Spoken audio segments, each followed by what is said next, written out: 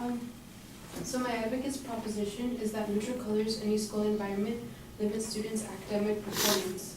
And my proposition to you is that that proposition is invalid because the evidence used to reach that conclusion is insufficient. So I'll explain this by showing you that the evidence is outdated and then how their lack of legitimate evidence fails to prove their proposition. So in their speech, they use research conducted by Harry Woolworth in 1983, which is 36 years old evidence. And it claims, the research claims to have found that there were large improvements in academic performance and IQ scores, but the advocate did not follow up with any further information on the study or effects that that study held on the subject. And also, the advocate also misleadingly uses a quote that is seemingly from Catherine J. Grube, a certified color designer.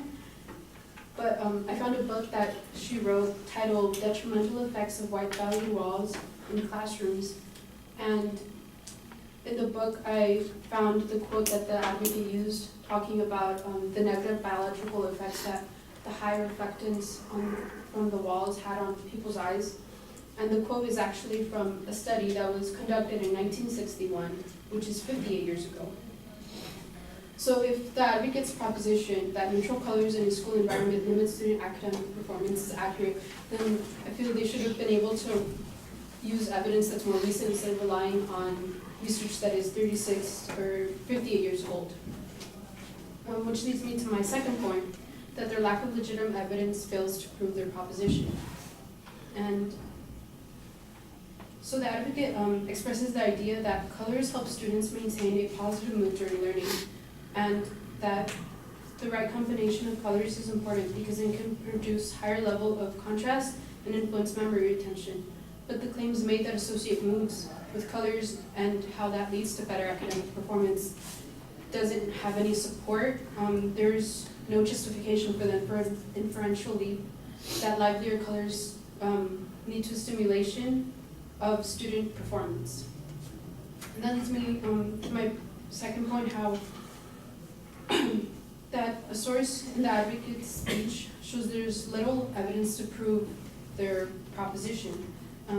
Their source is an article written by Stephen Westland titled, "Does Color Really Affect Our Mind and Body?" And it reads, "These steps are taken based on the claim that blue light could make people less impulsive and more calm, but there's little scientific evidence yet to prove these claims. A 3-year study by Nicholas Ciccone, a PhD researcher in our group, found inconclusive evidence for the effect of colored lighting on impulsivity." So what their article is saying is that there's little scientific evidence to prove the correlation between colors and the effects that it has on people, which might explain why they did not have any support for the claim they made initially. I'd like to conclude my speech with another quote from the same article by Stephen Westland that says, "It is becoming increasingly difficult to separate claims for the effects of color that are supported by data from those that are based on intuition or tradition." I believe that's essentially what happened in my advocate's speech, that we're students, so we'd like the walls to be livelier instead of bland, but that's based on intuition or tradition. There's little scientific evidence to prove that it'll actually have a positive impact on our education.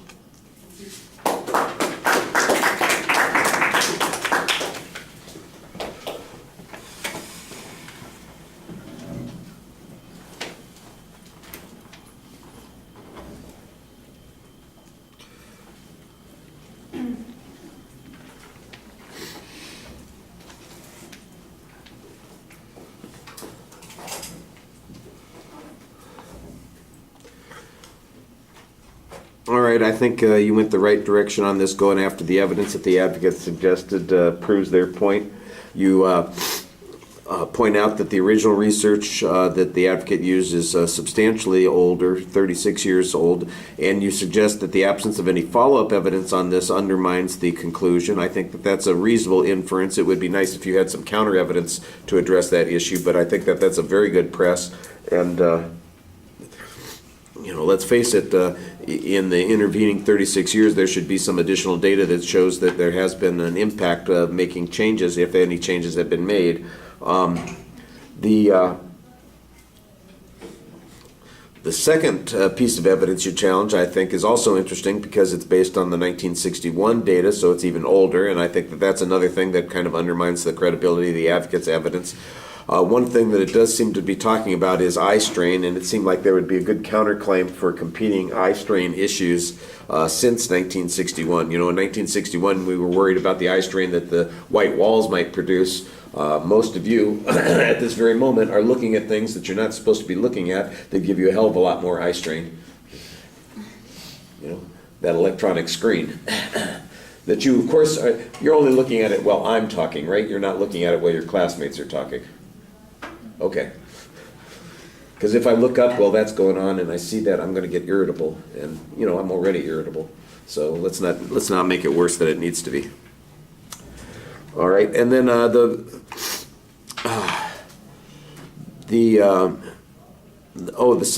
second point. You just suggest that there's not really any evidence that the advocate presents on that point. I do think it would be a good idea to point out, when you say there's no evidence on it, did they failed to provide any statistic. There's no quote or authority that suggests this. They don't have an example that they point to, which would then support the point that you're making right at the very end, which is people are just relying on their intuition or inferences about what they think is correct as opposed to some data. And I like that last argument, by the way, that suggests that people are inclined to believe something simply because it fits with their expectations. All right, thank you. We'll stop there.